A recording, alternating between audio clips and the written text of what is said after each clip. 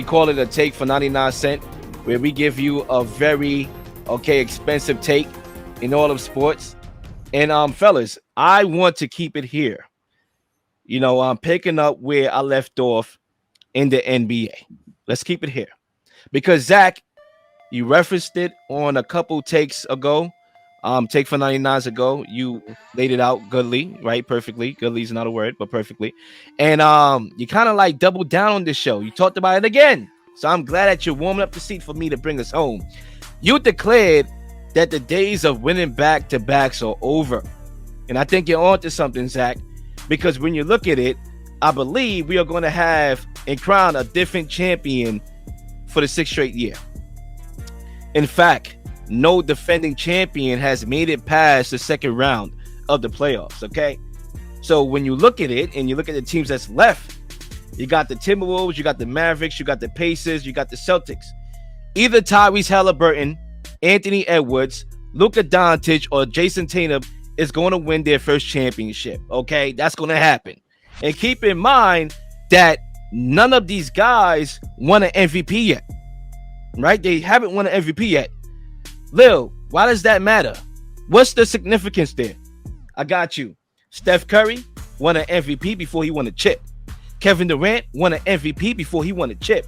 LeBron James won an MVP before he won a chip. Giannis won an MVP before he won a chip. Nikola Jokic won 2 MVPs before he won a chip. Okay? You still got guys like Embiid who won an MVP who hasn't won a chip. Okay? Can you make it to the Eastern Conference Finals first? Okay? You got Russell Westbrook won an MVP 2017 or 18. Didn't win a chip. James Harden, okay, won an MVP. Didn't win a chip. Derrick Rose as well is in this category from 2010. Didn't win a chip. My point being is that somebody here is going to do something that hasn't been done this decade, which is win a championship before they win an MVP. And that's very important because normally in the NBA, it's like a building block. As a star of a team, you build. You win that MVP. You may get bounced, but then you finally get over the hump and win a championship. No, the opposite is about to happen right now. Okay? And my question that I'm going to leave us with here, because it's a 2-part question, it's really a question take, is who's going to win their first chip? Will it be Luka, Tyrese Haliburton, Anthony Edwards, one of those guys? Who's going to win their first chip? And who is going to win their first MVP out of this group? And that's my take for 99 cents.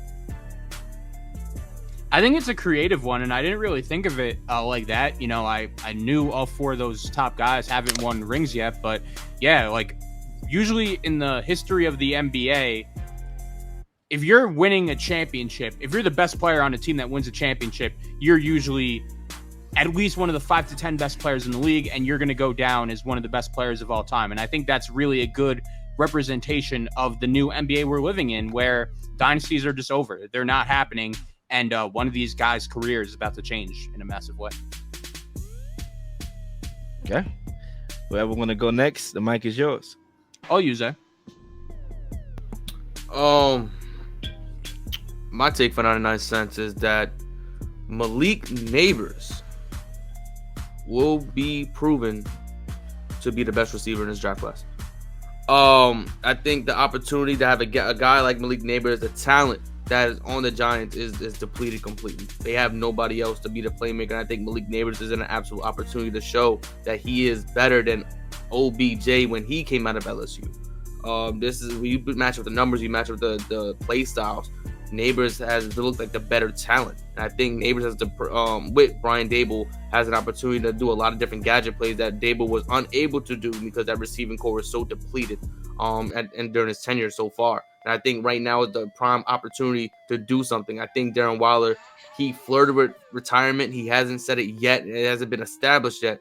But I think he comes back and he's going to be a lot better place playing alongside of like a Malik Nabers. I think Malik Nabers, vice versa, is going to be a great relationship essentially between a quarterback, receiver, and a coach.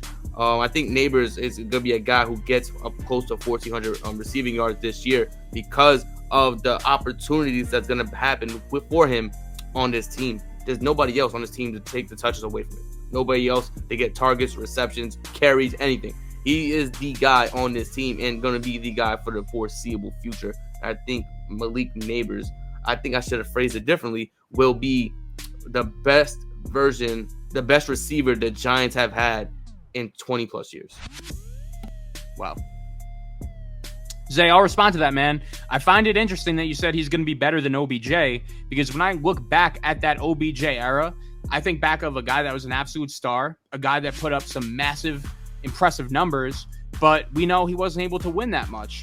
And that's my thing about Nabers. Who's his quarterback long term? And is that going to be something that affects how his career in New York goes? Because you could put up all the numbers. If you don't win, it's hard for your legacy to really be recognized in that big of a way. So are there any concerns for you about the Giants' lack of plans long-term at the quarterback position and how that will affect his career long-term in New York? Yeah, I think that's a cause for concern. I still think that Daniel Jones works well with Brian Dable. When you get guys are healthy and the receivers moving, I think he's gonna have another year where people question if they should move on from him. And I think that's gonna be the real issue, is the quarterback situation. And I think Daniel Jones will have another stellar year with Nabers. And I think it'll showcase, all you need to do is put in more talent around him and he is going to flourish. And I think that's what we're going to see with this Giants offense this upcoming season. But I know it is unfortunate that there's like a limbo with quarterbacks, because do you bank on them kind of having a horrible year and trying to draft Sanders? Do you even bank even further and just hope that 2 years from now they're terrible and they draft a quarterback in that draft class? So I think, for me, I think Daniel Jones has another good year. I think he's gonna showcase talent beyond just himself, but he's gonna be able to dish the ball to Waller and Nabers, and I think they'll try to build upon that and keep bringing in playmakers so that offense could flourish. I don't believe in Daniel Jones. I don't think he's an excellent quarterback, but I do remember when they make the playoffs, it was Daniel Jones playing pretty well, and on top of Barkley just being a monster, the monster he is. But I think in this scenario, in terms of quarterback situation, I think Daniel Jones is going to make the organization question if they should move on from him or not in this upcoming season because of how well he will play. I thought in my belief that he was gone after the season. I think this year he will have that year where it's like, we don't know if you want to move on from him yet because we're seeing something. Yeah, I wish I could fall in the same category. I would have had that same opinion on Nabers probably if he got drafted by the Chargers, but with the uncertainty at quarterback for the Giants, I can't say I do. Lil, any thoughts? I would like to extend my apologies to my guy Zay. I had got a call, with my career, when I'm doing, my phone is like, you know what I'm saying? It's important business, but I kind of hear a little bit of it at the beginning. If you could repeat just the take itself, Zay, and I could respond to it. Oh, that I basically revised it to say what I really want to say about Malik Nabers will be the best receiver the Giants have had in 20 plus years. Yeah, that's a lot to digest. 20 plus years. I can't even remember all the receivers that the Giants had in that long. Okay, you're trying to stress my brain out right now. I'm already dealing with multiple things. But I would say this to just add some context there is I do believe that he's going to be a good wide receiver. I think a lot of that is hinged on the Daniel Jones we'll see this year, because we saw a couple different Daniel Jones, right? We saw the guy that really didn't look like he belonged on the field, but he hasn't been helped with his offensive line.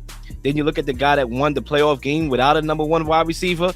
Can you at least win a playoff game, another one, with arguably talented wide receiver coming into the league that could be a number one?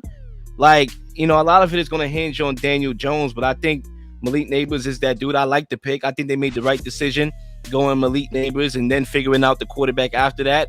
But I do believe that they should address the quarterback situation next. Maybe trade for a Hendon Hooker to have a succession plan beyond Daniel Jones. And I think as long as the Giants could find a quarterback in the future and have a quarterback plan, then your take will make sense. But as of right now, I think that's a little bit too deep for me. But Zach, the mic is yours. Right, that's my issue. Daniel Jones, I think we all agree he's not going to be the Giants quarterback long term. If he's a Giant after this year, I'm going to be very, very surprised. And after that, there's just a ton of uncertainty.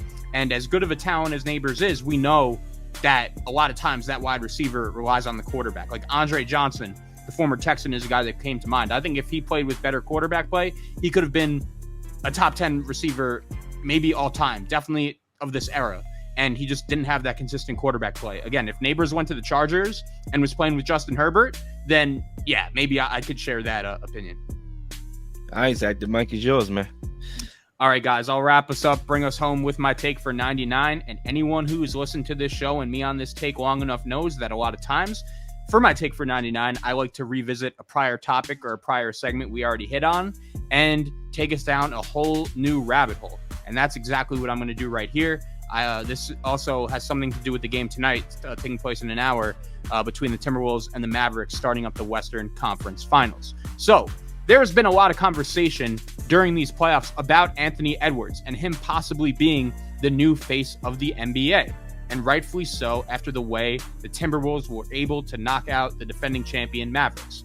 Right now, I don't think there's an American-born player under the age of 30 that I'd rather have right now over Anthony Edwards. But watching that Game 7 on Sunday night and really watching Anthony Edwards throughout these whole entire playoffs, I've just been having the same thought enter my mind. And that's the fact that Ja Morant blew it. At the age of 22, this guy, who, by the way, Anthony Edwards is 22 right now. So when Ja Morant was 22, he was averaging 27 points per game, 9.8 assists per game, and 8 rebounds per game in the playoffs. He was going blow for blow with Steph Curry in the Western Conference Finals. People forget this, but the Grizzlies and Timberwolves played each other in the playoffs, and Ja Morant knocked Anthony Edwards out of the playoffs. But we know what's happened to Ja Morant since, and all the momentum he built up during his first few years in the NBA stopped because of things that have nothing to do with basketball. He's just been absent from the basketball scene for the last year and a half, and I really do feel bad for him, and I hope that he's able to get things turned around in his life and stay on the court. But I'm not going to lie, guys. I'm really not sure where the Memphis Grizzlies stand in the big picture of the Western Conference. You have Anthony Edwards and the Timberwolves.